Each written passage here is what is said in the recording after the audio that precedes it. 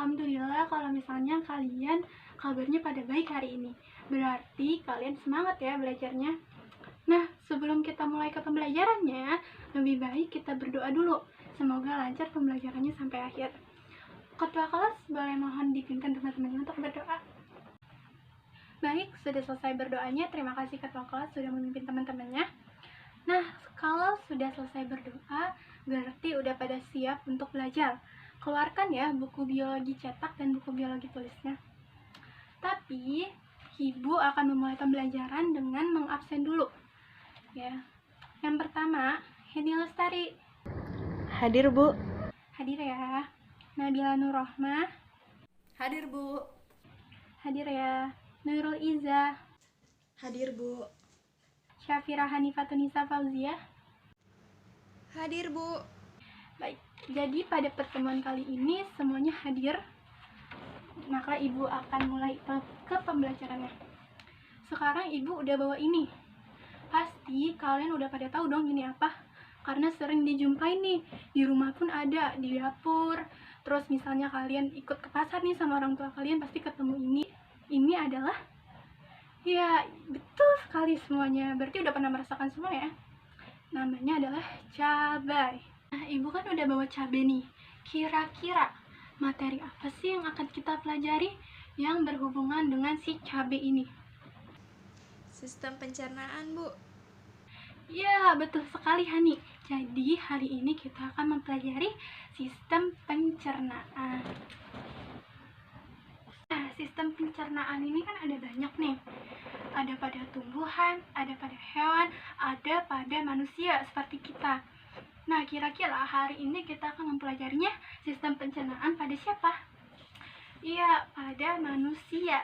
Kenapa sih kita harus mempelajari sistem pencernaan pada manusia ini? Nah, dengan kita mempelajari sistem pencernaan pada diri kita sendiri, kita bisa tahu makanan apa sih sebenarnya yang kita butuhkan, yang tubuh kita butuhkan, dan makanan apa sih yang sebenarnya nih, misalnya kalau misalnya kita makan, itu menyebabkan kerusakan atau menyebabkan penyakit pada organ pencernaan kita. Selain itu juga, kita bisa mengetahui bagaimana sebenarnya proses pencernaan makanan itu. Apa sih maksud dari sistem pencernaan itu sendiri? Jadi, sistem pencernaan adalah proses pengolahan makanan yang nantinya itu berubah menjadi zat-zat makanan yang diserap oleh darah, yang nantinya darah akan mengedarkan ke seluruh tubuh.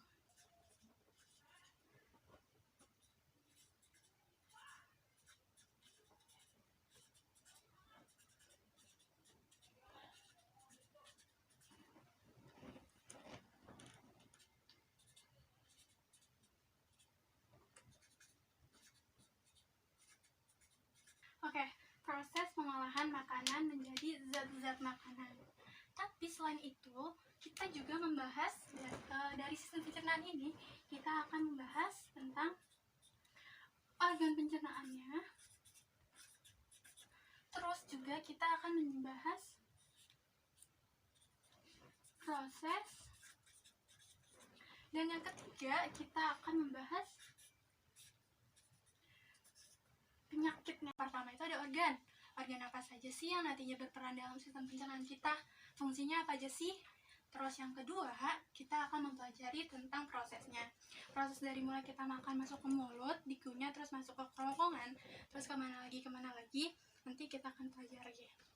Yang ketiga, ada penyakitnya. Jadi di sistem pencernaan itu ada beberapa macam penyakit yang berbagai macam juga sebabnya. Nanti kita akan pelajari juga. Cabai kan termasuk makanan juga nih, yang biasa kita makan sehari-hari juga. Tapi apakah cabai memiliki nilai gizi yang tinggi? Jadi, cabai walaupun memiliki vitamin C yang berguna bagi tubuh kita, tapi kalau misalnya kita makan berlebihan, maka tubuh kita akan bereaksi untuk menolaknya. Contohnya, misalnya kalian makan seblak level 5. Kira-kira apa sih yang akan terjadi nanti setelah makan seblak itu? Mencret, Bu. Ada yang mencret, ada yang sakit perut, ada yang sembelit, bahkan ada yang diare. Jadi 4 hal tersebut adalah contoh penolakan dari tubuh kita terhadap cabai yang berlebihan. Tapi bukan hanya cabai yang kalau misalnya masuk ke dalam tubuh kita menyebabkan penyakit. Segala sesuatu makanan yang kita makan secara berlebihan, maka nantinya akan menjadi penyakit di dalam tubuh kita. Oleh sebab itu, sebaiknya kita makan sesuatu itu sesuai dengan porsinya. Jangan berlebihan dan jangan kekurangan. Selanjutnya kita akan bahas sedikit mengenai organ dalam sistem pencernaan. Nah, dalam sistem pencernaan itu ada organ-organ yang berperan di dalamnya. Contohnya, kayak kita makan cabai ke dalam mulut, setelah dikunyah, kita akan masuk kemana lagi, Nurul? Faring, kerongkongan, dan usus.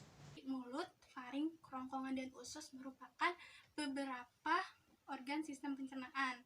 Jadi masih ada organ yang belum disebutkan oleh Nurul tadi. Organ lengkapnya kita akan lanjutkan di pertemuan selanjutnya.